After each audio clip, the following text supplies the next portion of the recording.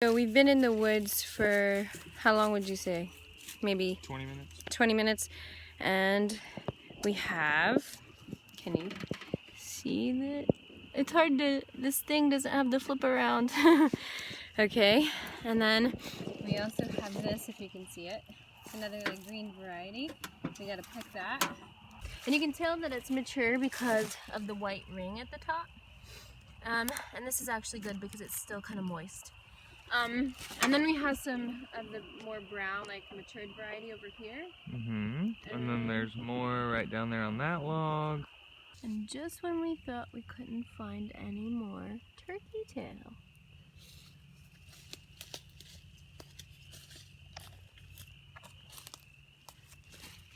So we were out, we foraged for, I guess, close to an hour. And we got so many mushrooms. This is like a whole planter's pot full. We're going through them now to pick out the good ones, and we're gonna wash them up, and then we're gonna dehydrate them. So as you guys know, I'm all about like DIY, do it yourself. Anything that you can find in nature is going to be much more potent than what you're going to buy in capsules or in a store. And so that's pretty much why I love foraging. Look at this beauty. So there are a few ways to identify the turkey tail mushroom. The first way, I guess, is that first of all, it's growing from a dead bark, dead tree, dead firewood. The second is that when you flip it over, you're gonna find thousands and thousands of these little like pores. It's kind of tough to tell in this particular light, but there's tons and tons of like pin dot pores. You can, many mushrooms, most mushrooms actually have gills. The good thing about turkey tail is its look-alike is actually still edible. So if you get it wrong, you're not going to die. That's important. A couple different colors. Yeah, there's different colors. So this is obviously more green, whereas the one next to it is more orange. Really green. These are like a deep hunter green. Blue, purple. Yeah, you got bluish purple in here. Tan, red, orange. And yeah, so you have the tan, red, earthy colors. You get some gray ones too. Yeah, they are. There's a lot of like grayish looking ones as well. We have a whole bucket full, but yeah, so they're going to be really thin. Anything more than like what, 1/4 of an inch thick is not turkey tail. They have should have brought the look-alike. Oh yeah, we did find some lookalikes that were really neat, but it did have gills. When you flipped it over, it didn't have the pores. It had the really deep, like grooved holes you can see. Yeah, like grooves. And is the best way. They're thicker. Yeah, definitely thicker, like juicier too. Yeah, I mean, they're pretty, honestly, easy to identify. Any wood pile. Any wood pile. Hardwood that's been sitting out for a while.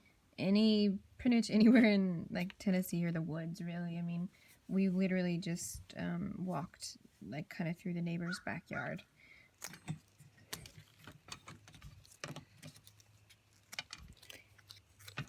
So we're just cutting off some of the brown. You can't really see, but there's some like... You can kind of see on the back of that one. Yeah, some like brownish. It's really poor light. We're just cutting some of that off. The part that it is attached to the wood, if you cut it off of the tree, then you don't have to do this, but it's much easier to just pull them off the tree and then take a pair of scissors and cut that brown part off when you get back home.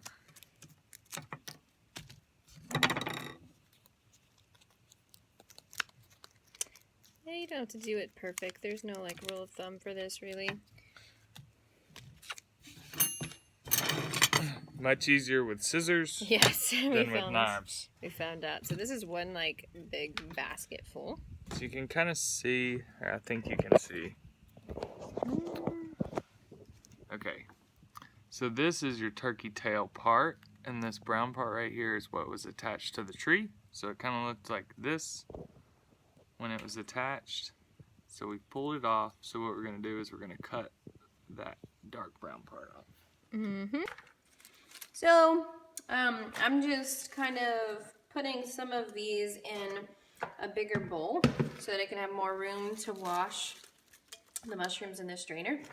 So we'll start off with a little bit of this, and you're basically just gonna kind of wash off some of the dirt and whatever else is on them. It's not really anything you have to be like too thorough about.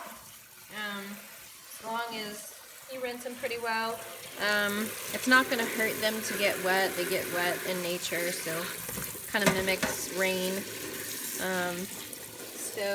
We're gonna wash this whole bucket, and then we're gonna kind of dry them off a little bit and stick them in the sun. We're gonna do that method considering we do not have a dehydrator, which is okay. I prefer, honestly, the sun method anyway.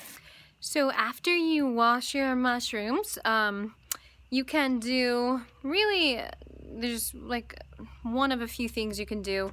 I prefer to dehydrate mine by the sun. It takes a little longer, but that's my preferred method. You can get a dehydrator and do that. The scare with those is that they could potentially burn the mushrooms, and so you really have to have it controlled. So it really just depends, you know, on how experienced you are with a dehydrator. I'm not very. And some people actually can just, you know, they'll just string them up and put them in a window seal where they're getting ample amount of sunlight. But we do it by the sun. Don't seem to have any issues with it, and yeah. So this is what it looks like. Look how beautiful. Turkey tail is such a beautiful mushroom. And so we're actually working now on building a little contraption to where the turkey tail, or whatever it is that we're dehydrating, will have adequate air circulating through. We're just building it out of some posts, some chicken, probably use some chicken wire, maybe even something a little more like compact, a little more dense, so that the littler mushrooms don't fall out.